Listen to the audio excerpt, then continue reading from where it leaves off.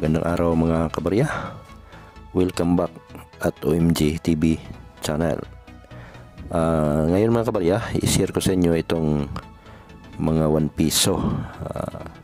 Ito ay 8 piraso na 1 piso na yung pinaka may malaking halaga. So kung gusto mong malaman, panoorin mo lamang itong video para malaman mo kung anong uri ng mga 1 piso ito at na may malaking halaga na dapat mong kolektahin. Okay?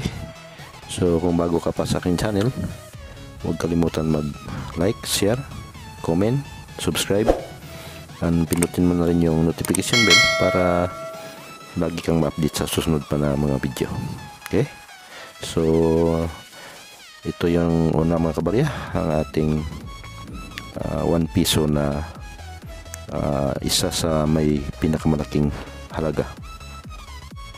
Ito ang una mga kabarya, no? Ang ating 1 piso 2003. So yung ating 2003 mga kabarya ay dalawang klase, may magnetic at saka non-magnetic. So itong hawak ko ngayon ay non-magnetic 2003 frosted. So ayan ang frosted na 2003 at ito ang kanyang detalye. 5% lamang yung kanyang frequency, so napakababa ang kanyang percentage.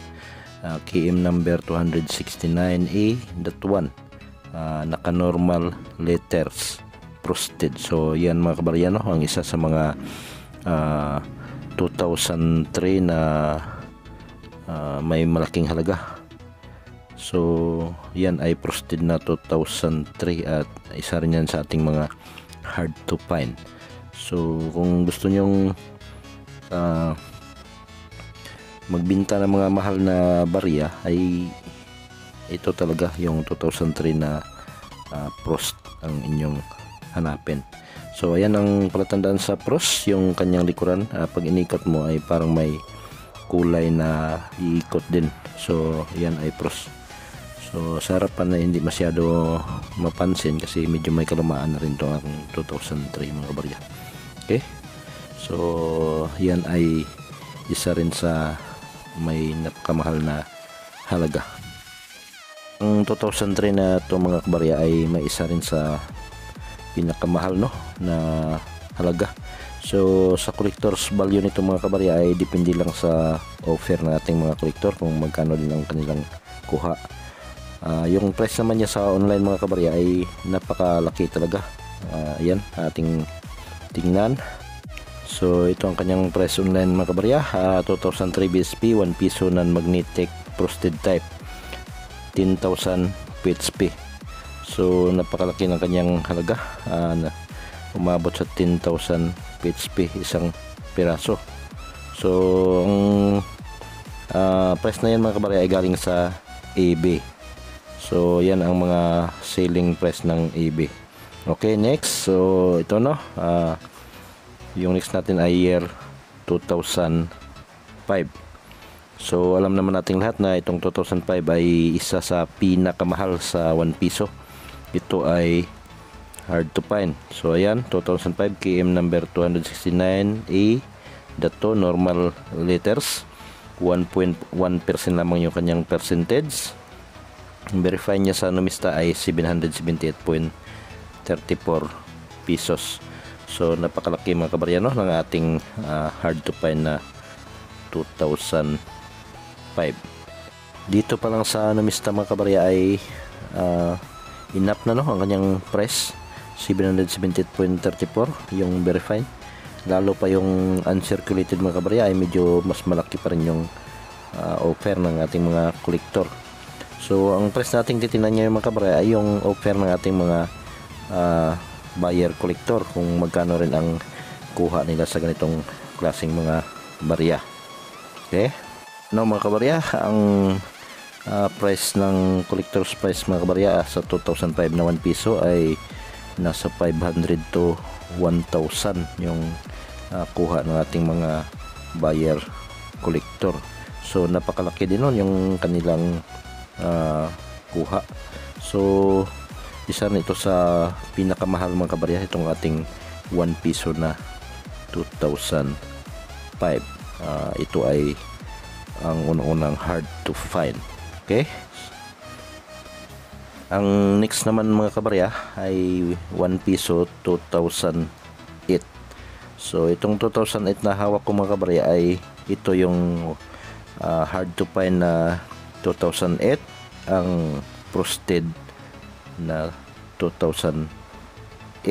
So ayan, kung makita nyo ang kulay, no, pag ginalaw mo yung ating barya ay iikot yung parang kulay na makinang. So ayan ang ating 2008. Ito ang kanyang percentage, 0.5%.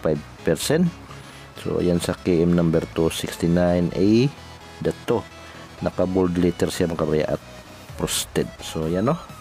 So isa rin sa may malaking halaga ang 2008 na frosted. Ito ay isa sa mga hard to find. Sa ating mga collectors mga kabarya ay wala pang price list na nagawa yung ating mga collectors, no, sa ganitong klaseng mga barya. So ang titingnan natin ngayon ay yung price niya online, kung magkano na rin yung bintahan sa online ng mga ganitong klaseng mga barya, itong hard to find na mga frost. Okay, at ito ang kanyang price online mga kabarya, 2 pieces 1 piso coin year 2008, semi hard to find. So ayan, no, 1,000 PHP. Ayan, buy it now from Philippines. So ang seller nito mga kabarya ay galing sa Pilipinas. So 1,000 yung kanyang price din dito sa ating source na eBay. So ayan, no, mga kabarya, napakalaki na rin yung kanyang price, halos pantay doon sa collector price ng ating 2005 yung kanyang price, nasa 1,000 PHP. So yan ang ating 2008 na semi hard to find. So ibig sabihin yan ay yung frosted na 2008 kasi semi hard to find.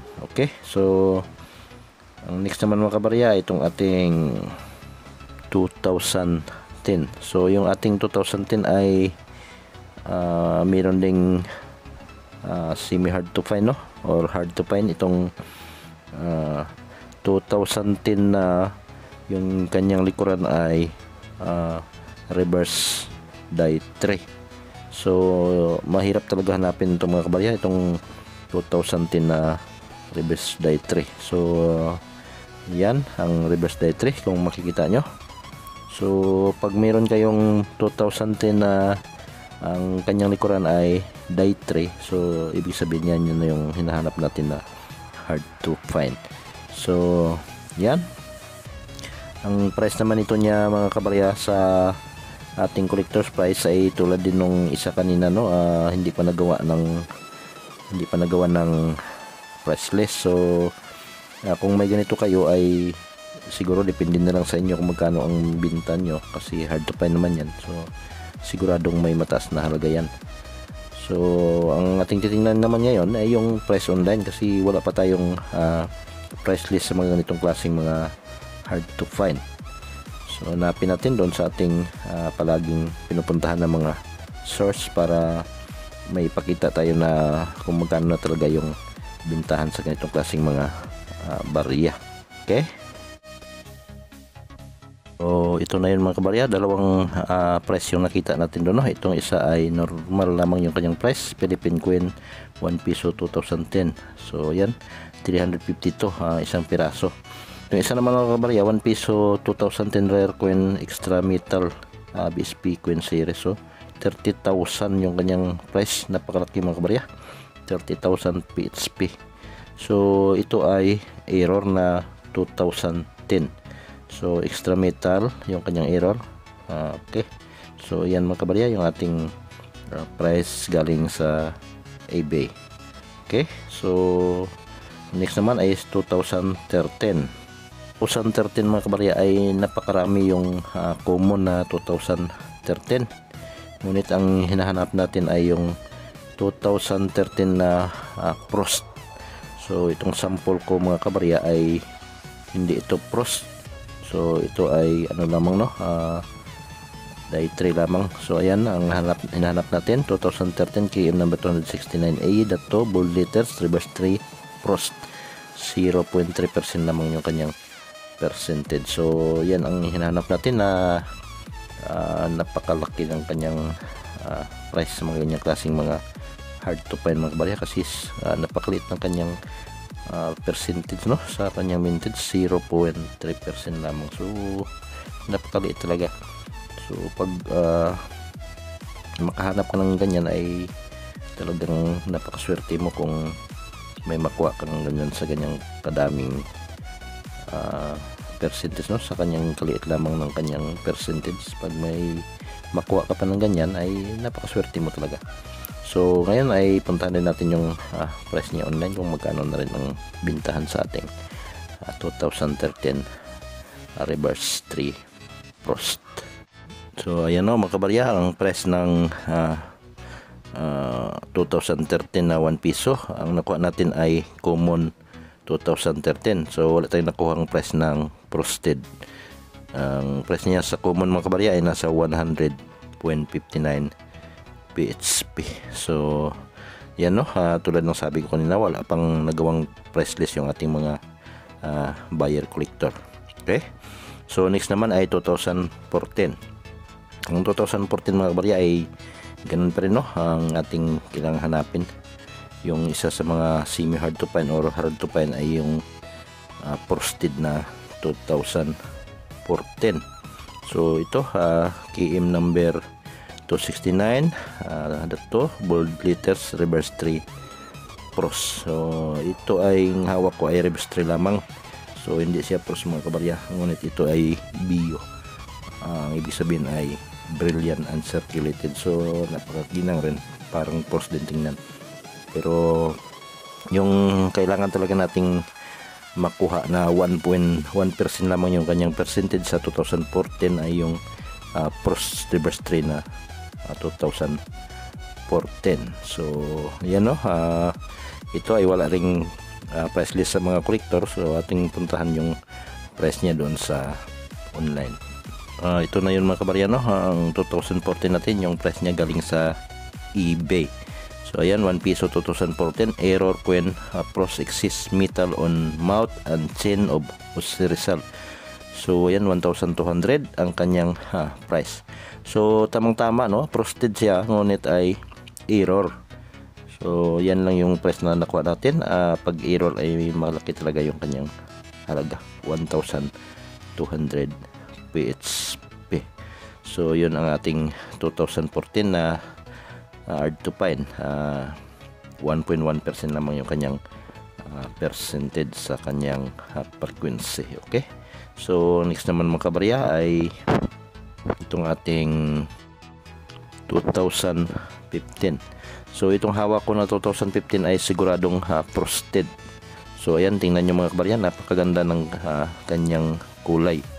So parang yelo, no, may umiikot na kinang pag ginalaw mo. So ayan, KM number 269.2 bold letters, reverse 3, 1.0 lamang yung kanyang percentage. So napakalaliit din ang kanyang percentage, mga kabarya. So ito, mga kabarya, ay malaki ang halaga. So may nakita akong price nito na binibenta sa Facebook ay napakalaki ng kanyang price. Yun nga, ang sabi ko ay wala pa ring price list ito sa ating mga collector, kaya puntahan din natin yung selling online kung magkano din ang kanilang bintahan sa ito klaseng mga hard to find na barya. Okay, okay, ito na yun, mga kabarya, yung ating price galing online.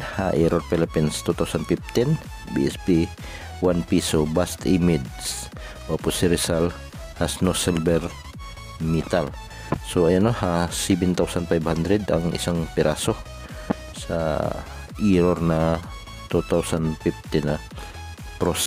Ang tawag, ang ano niya dito, no silver metal yung kanyang description. Okay, so napakalaki na kanyang price, mga kabarya, sa ating 2015 frosted die. Error lamang yung kanyang price dito. Okay, so 7,500 sa isang piraso. So yan ang 2015 frosted. So napakaganda mga kabarya. At ang pinakahuli natin dito mga kabarya, itong 2016. So ayan no, ang 2016 na hawak ko ay normal Queen, hindi frosted, ngunit ay sabi ko na ay uncirculated yan. So napakaganda, parang brilliant uncirculated, no, napakakinang. So pero hindi yan frost mga kabarya. So ito ang kanyang detalye sa ating 2016 na 1 piso BSP series. So ayan, KM number 269E dato, bold letters, reverse 3, 1.0 lamang yung kanyang frequency mga kabarya. Ang percentage, no, napakaliit. So isa ito sa ating hard to find. So ngayon walang press na nagawa yung ating mga collector dito, kaya yung press online ang may bigay ko sa inyo. So ayan, no, hindi siya pros mga kabarya, kung reverse 3 lamang yung kanyang likuran ng ating 2016. So mahirap niya hanapin yung ganyang klaseng 2016 reverse 3. So itong kanyang price, 1 piso BSP 2016 magnetic error coin. So error nung nakuha natin na price, no, galing online. Ayan, 12,000 PHP yung kanyang price. So napakalaki na mga kabarya ng ating mga price, lalo na dito sa mga error. At yung mga barya na ating pinag-usapan ngayon ay lahat yun ay mga may mga malaking halaga. So hard to find at saka semi hard to find. So yan mga kabarya, yung price ng ating 2016 na 1.0 lamang yung kanyang percentage. So napakaliit, napakahirap hanapin ng ganyang klaseng mga barya. So yan, no, at ito lang muna ang may bigay ko sa inyo, at maraming salamat sa inyong panood. Sana ay nakatulong ito sa inyo, nakabigay sa dagdag kalaman sa ating mga paghanap dito sa mga mapaginabangang mga barya. Okay, so hanggang dito lang muna tayo mga kabarya, at magandang araw sa lahat. And huwag kalimutan, no, mag-subscribe yung hindi pa nakasubscribe sa ating OMG TV channel. So ulitin ko, magandang araw sa lahat, and God bless you always.